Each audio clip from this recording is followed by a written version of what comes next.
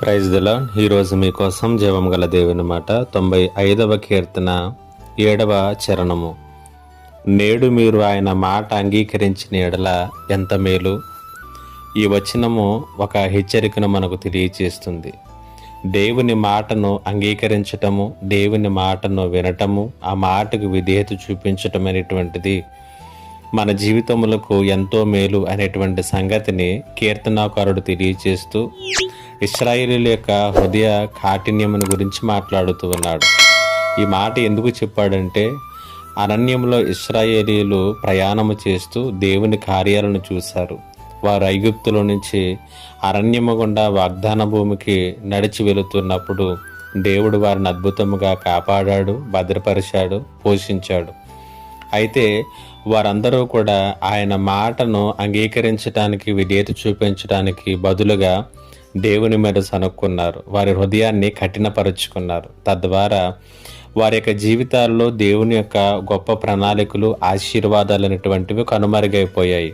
అలాంటి పరిస్థితుల్లో ఉన్నటువంటి వారితో కీర్తనాకారుడు అంటున్నాడు, నేడు మీరు ఆయన మాట అంగీకరించిన ఎడల ఎంత మేలు అనేటువంటి సంగతిని తెలియచేస్తున్నాడు. నిజమే, అనేక మార్లు మనము కూడా సనుగుకుంటూ, గొనుక్కుంటూ, హృదయాలను కఠినపరుచుకుంటూ, దేవుని కార్యాలను మరచిపోతూ అనేక రీతులుగా మన హృదయాలను కఠినపరుచుకుంటూ ఉంటాం. అది ఎంత మాత్రము కూడా క్షేమము కాదు అని దేవుని వాక్యము చాలా స్పష్టంగా మనతో మాట్లాడుతూ ఉంది. కాబట్టి దేవుని మాటను అంగీకరించడం మనకు మేలు. ఎందుకంటే ఆయన ఒక మాట చెబితే, ఒక వాగ్దానం ఇస్తే అది ఎంతో ఉన్నతంగా మన జీవితాలను ఆశీర్వదిస్తుంది, హెచ్చరిస్తుంది, మనల్ని హెచ్చిస్తుంది కూడా.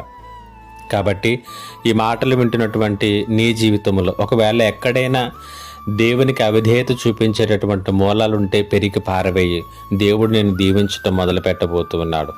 ఈ మాటల చేత దేవుడు మిమ్మల్ని బలపరచునుగాక. ఆమేన్. ప్రార్థన. మా గొప్ప దేవుడు అయిన తండ్రి, నీకు వందనాలు.